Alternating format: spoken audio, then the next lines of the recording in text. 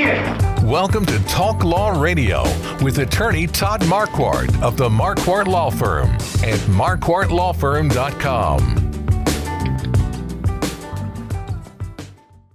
Welcome back to Talk Law Radio. I'm Todd Marquardt, on the radio, on podcasts everywhere, on Facebook, on YouTube, and on talklawradio.com.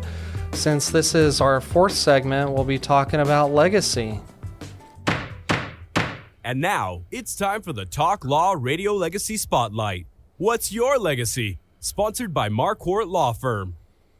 Marquardt Law Firm sponsors the show, and attorneys at Marquardt Law Firm focus on business and estate law, including last wills, living trusts, and tax-protected inheritance plans. And so we like to talk about legacy. The whole reason of having a will or a trust is so that you can legally pass down the assets that you have.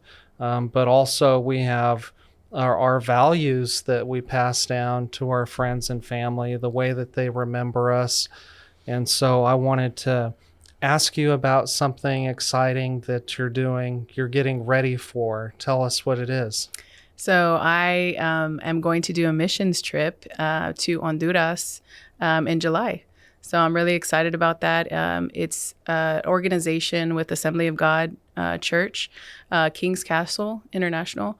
And so it would be helping with kids or working with kids, evangelism, and there's also some construction that's going to be going to be done as well. But I'm really excited about the opportunity to be able to help, an impoverished country, and as well as working with kids, because I love working with kids. Yeah.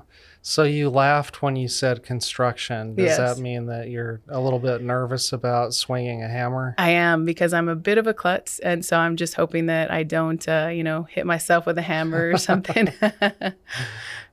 What's that? How long is that trip? What's the travel going to be like? It's going to be from Saturday to Saturday, so it'll be like 7 days.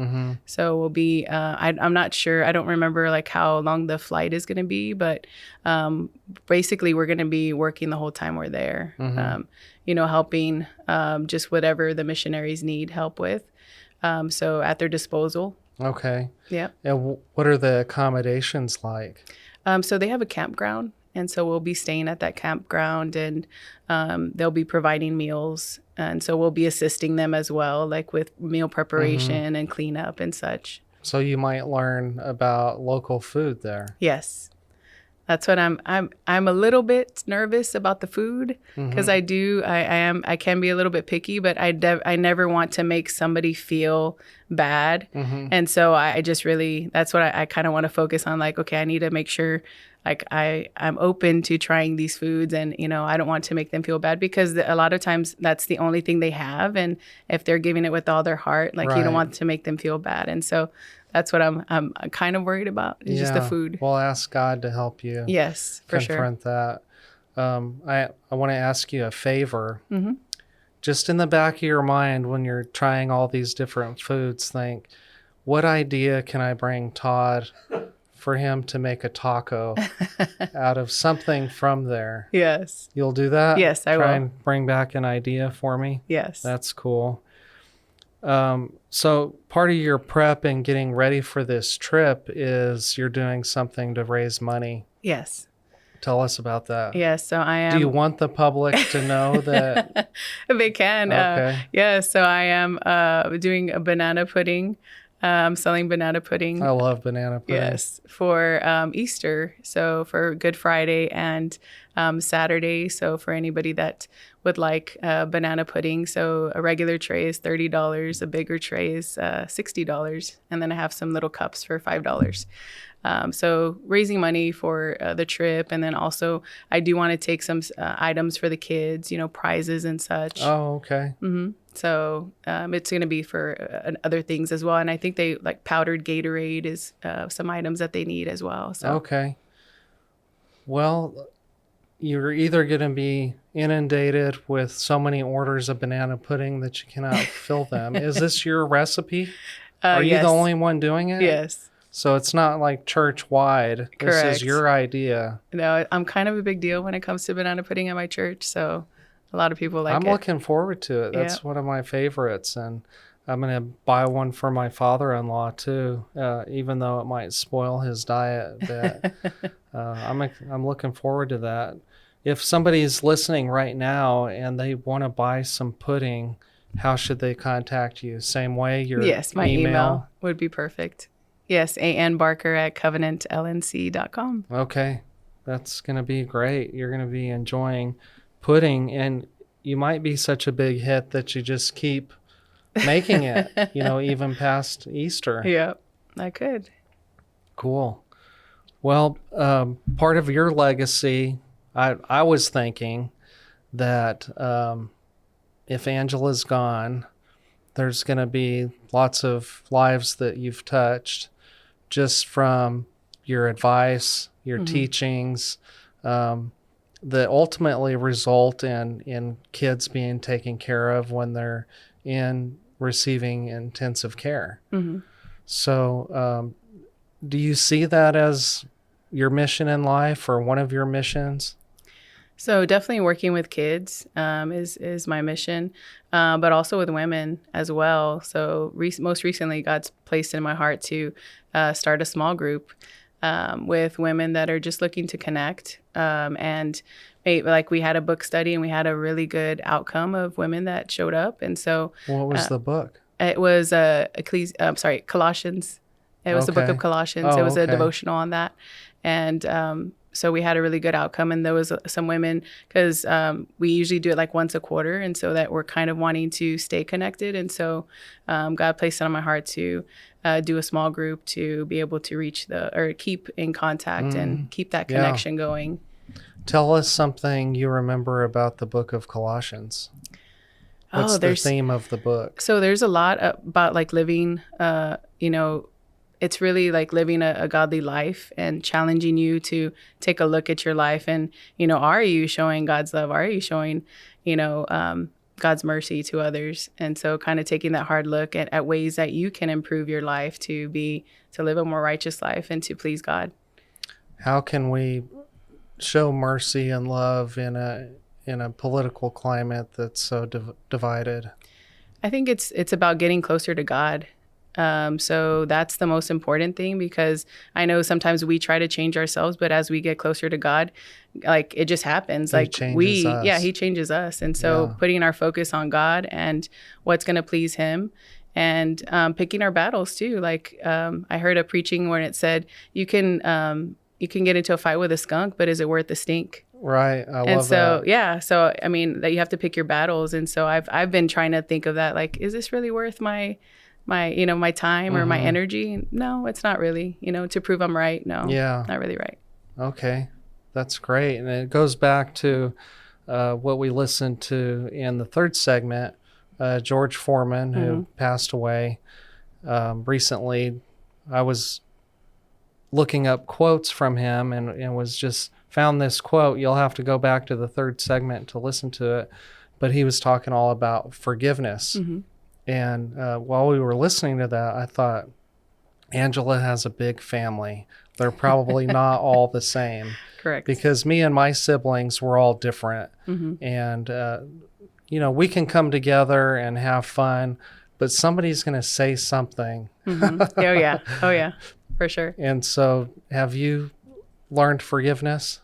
Yes. And I've definitely really done a lot of self-reflection too on when somebody's saying something, and if it triggers me, then I kind of have to go back to like, why is it triggering me? And maybe it's not them, but maybe something I have to deal with. And so kind of being more self-aware before you react, and being quick to listen but slow to speak also is really important. So again, trying to not take it personal and like, okay, maybe they didn't mean it that way. And kind of more doing self-reflection instead of always going to an offense, Yeah, right. Well, how do you deal with those people that are not self-aware? I try to help them be self-aware. Like I will, depending on if I'm close to them or not, I can point out to them like, hey, when you said this, this is kind of the way it might have come across. But it just depends on the relationship I have with them, if they're able to take that type of criticism. And I always try to come at it from positive intent. Like I'm trying to help you to see and to get better. Because I want to be better too, and I want people to be able to tell me if I've said something to offend them or done something to offend them. Wow, that's very humble of you.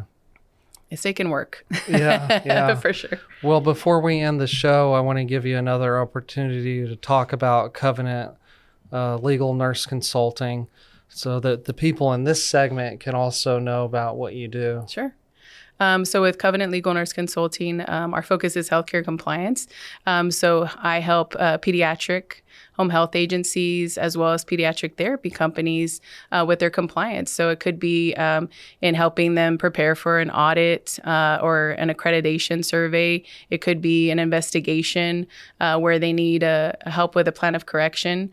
It could be in investigations or billing. It could be in different aspects or just helping them with process improvement. Maybe they found gaps and they don't know how to revamp their processes. So I can help with that. So, and I can customize the help too, depending on what their needs are.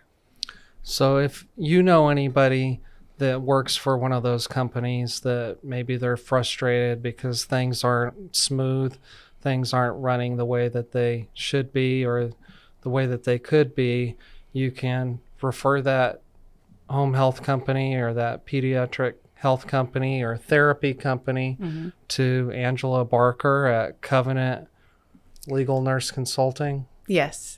And my email is anbarker@covenantlnc.com. And my website is www.covenantlnc.com. It's easy to find her. If you just Google Angela Barker Covenant, you'll find the website. Yes. That's the first link. That's how I found you anyway. Well, thank you for coming on the show. Thank you for having me. Enjoyed talking to you about that court case and your background and your business.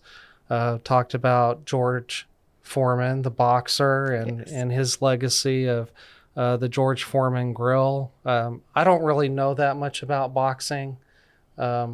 He was boxing, before I was born, I think. And so if you want to know more about that, you'll have to get that information somewhere else. Are you a fan of boxing? It's hard for me to watch and to see like the brain damage that they get and think of the brain damage that they get because of that. So, yeah. How about basketball? I do like basketball. Do you have a bracket? I don't. Oh, well, how do you contribute? How do you play against your peers? I've lost so many games. I'm definitely not winning in the office competition. But thank you for joining me once again, Angela Barker with Covenant Legal Nurse Consulting. That's A as in Apple, N as in Nancy, Barker at covenantlnc.com. If you want to know what's going on next week, I'm probably going to be talking to more mayor candidates for San Antonio mayor. So check out YouTube and Facebook and see which candidate you're going to vote for. Talk to you later. This has been Talk Law Radio with attorney Todd Marquardt, brought to you by the Marquardt Law Firm. You can learn more at marquardtlawfirm.com. And be sure to listen to the full Talk Law Radio show Saturday mornings at 11 on 9:30 a.m. The Answer. Each week, attorney Todd Marquardt talks about the law. His mission with the Talk Law Radio show and podcast is to help you discover your legal issue blind spots. In the beginning, God had one law. Don't eat from the fruit of that tree. Then came the 10 Commandments. Now we have federal, state, and municipal lawmakers that won't stop creating new laws. Laws that might impact you without you knowing it. Listen to the show and drop a line on Facebook or email host@talklawradio.com and let the host know what you think of the show, the topics you want to hear, and whether you want to be a guest.